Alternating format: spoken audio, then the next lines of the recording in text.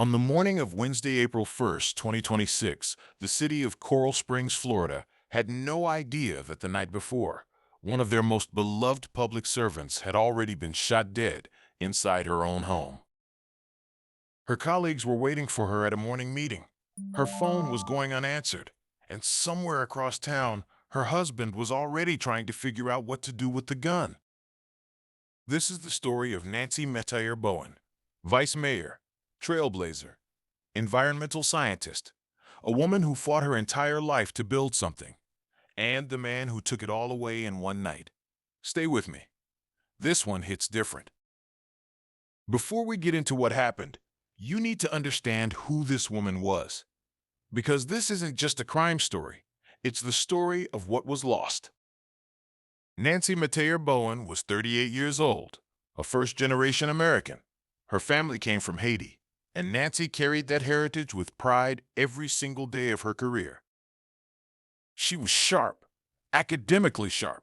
She earned her bachelor's degree from Florida A&M University, and then went on to get her master's degree from Johns Hopkins-University, Bloomberg School of Public Health, in environmental health sciences. That's not a lightweight resume. That's someone who worked for it.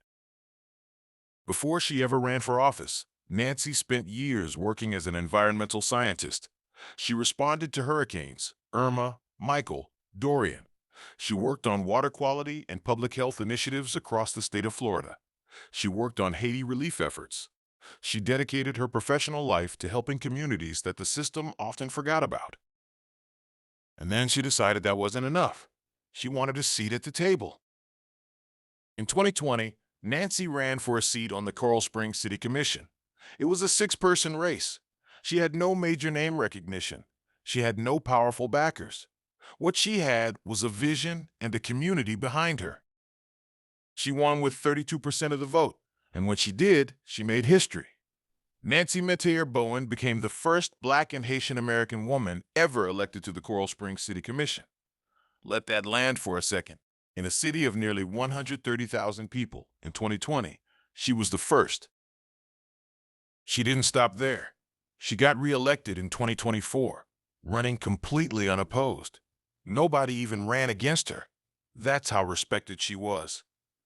And in November 2025, her fellow commissioners appointed her to serve as vice mayor of Coral Springs. On the national level, she was gaining real traction too. In 2024, she served as the Florida Caribbean Vote Director for Kamala Harris's presidential campaign. She was named Vice Chair of Haitian-American Voter Engagement for the Florida Democratic Party. And according to people close to her, she was actively preparing to launch a run for Congress. Nancy Metayer Bowen was 38 years old, and she was just getting started. Nancy married Stephen Bowen in 2022. He was 40 years old, Jamaican-born. By most public appearances, they seemed like a normal married couple. Nancy's life was very public. She was out in the community constantly. Her social media was active. She was present. In fact, in the days leading up to her death, she was posting normally, engaging with constituents, planning upcoming meetings. Nobody looking from the outside would have seen anything alarming. But behind closed doors, there were signs of stress.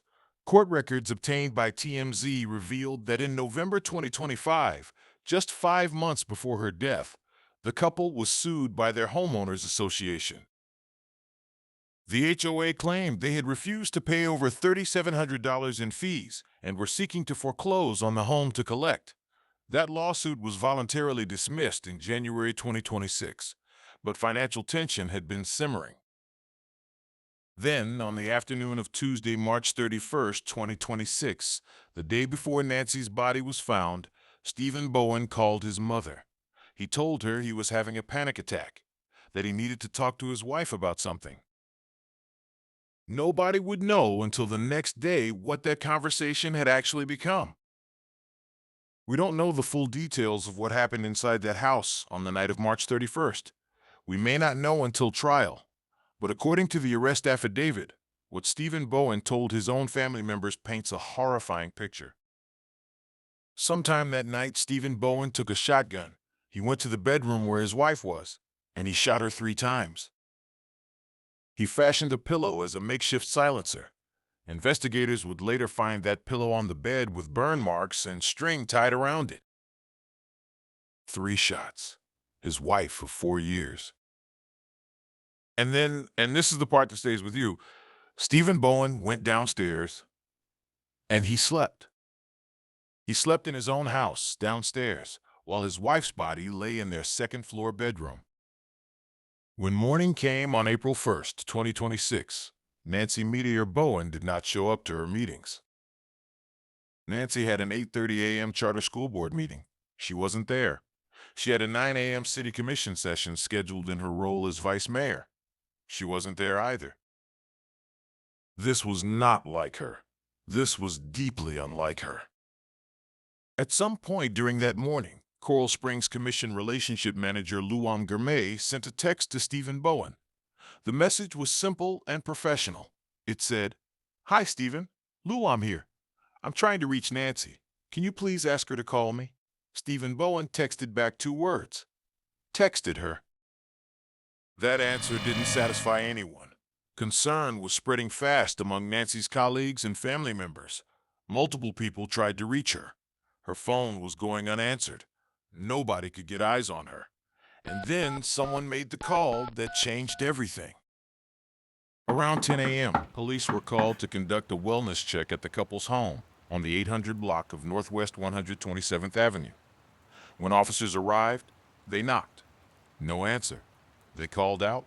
No response. Meanwhile, a 911 call came in from a relative. The desperation in the voice was undeniable. "Tell them to break down the door by whatever means," the caller said. The dispatcher tried to explain the legal limitations. The caller pushed harder. Officers continued to gather information, and what they were hearing from the family was becoming more and more alarming. At some point, based on information they had gathered, officers from the Coral Springs Police SWAT team conducted a forced entry through a rear sliding glass door. What they found upstairs, in the second-floor bedroom, stopped them cold. Nancy Metayer Bowen was dead. She was lying in her bed, her body wrapped in a comforter and black garbage bags. 3 shotgun shells were found nearby. A pillow with burn marks sat on the bed. Investigators noted it appeared to have been fashioned as a makeshift silencer. The vice mayor of Coral Springs had been shot to death in her own bedroom, and her husband was nowhere to be found. Here's where the story takes another turn. And honestly, this is the detail that makes this case so hard to forget. While police were still trying to piece together what happened at the Bowen home, they got a 911 call. At approximately 1:50 p.m., about 4 hours after the body was discovered, Stephen Bowen's uncle called police. His uncle told police that Stephen had shown up at his house that morning, and he had said something that his uncle could not ignore. He told his uncle that he did something to her, meaning Nancy, and that she was not alive. He had asked his uncle to hold on to something for a couple of weeks. He told him he might want to use gloves or a bag when he handled it. The item was a shotgun. Stephen Bowen's uncle pressed him, asked why, and according to the arrest report, Stephen Bowen said he had shot his wife 3 times with the shotgun the night before. He slept downstairs. He described how he had positioned her body. When his uncle asked him why he did it, why he killed her, Stephen Bowen said he couldn't take it anymore. 4 words. That's the only explanation anyone has gotten. Couldn't take it anymore. A woman who had dedicated her life to public service. A woman about to run for Congress. A woman who spent her career advocating for people who had no voice. And the man who shared her bed said he couldn't take it anymore. The uncle called 911, and that call gave officers the information they needed to legally enter the home and to start tracking Stephen Bowen down. By early afternoon, police had eyes on Stephen Bowen. They tracked his Ford F-150 to an apartment complex in Plantation, a town about 12 miles south of Coral Springs in Broward County. Surveillance video showed Bowen arriving at the complex at 9:53 a.m. He entered at 9:55. He left at 12:09 p.m. At the complex, Bowen made contact with another man. He handed him what appeared to be a firearm-carrying case, the kind used to transport rifles and shotguns. He also put ammunition boxes inside the man's vehicle. The two men were both Freemasons. Bowen had told his fellow Mason that they were meeting to discuss an upcoming lodge meeting. The man later told police he had no idea what Bowen had done. He was just trying to help a friend. When investigators executed a search warrant at the friend's residence, they found the shotgun inside the bag.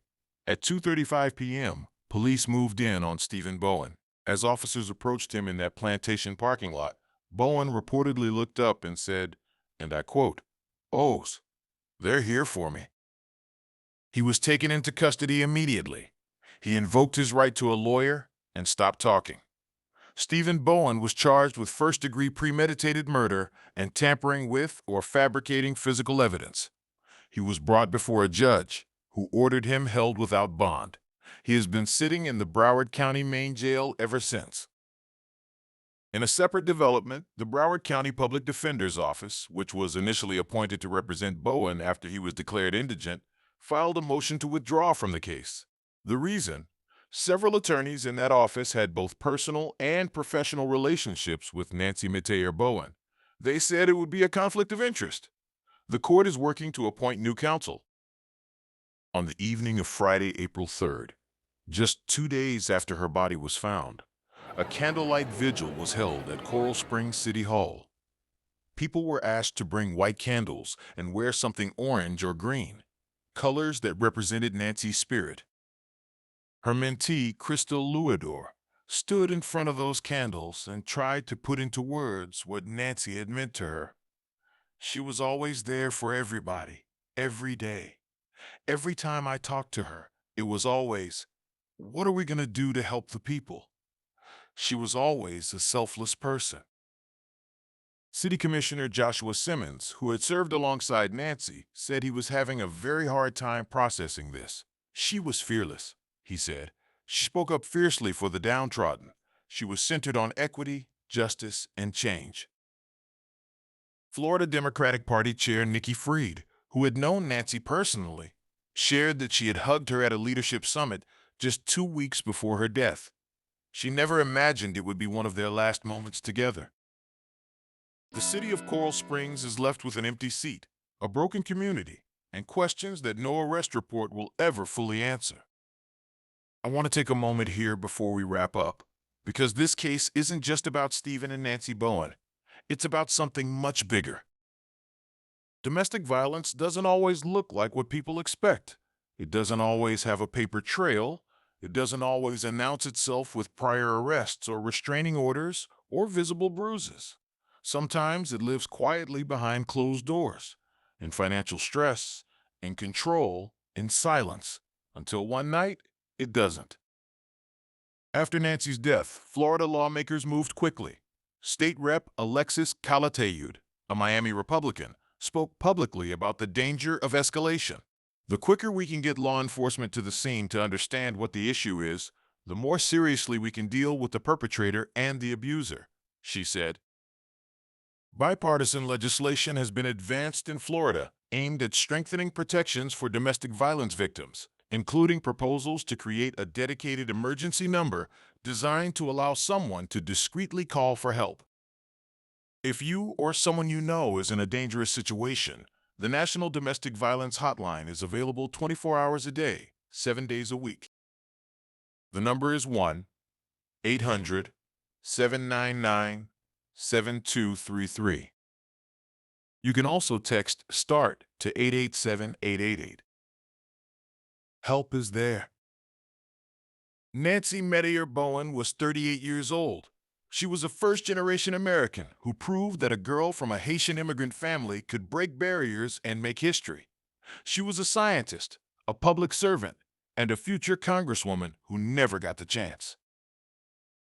The trial of Stephen Bowen is ahead. As this case develops, we will be back with updates. If this story moved you, and I believe it should, share it. Share it for Nancy. Share it for every woman who is quietly living through something nobody else can see. Drop a comment below. Let me know what you think about this case.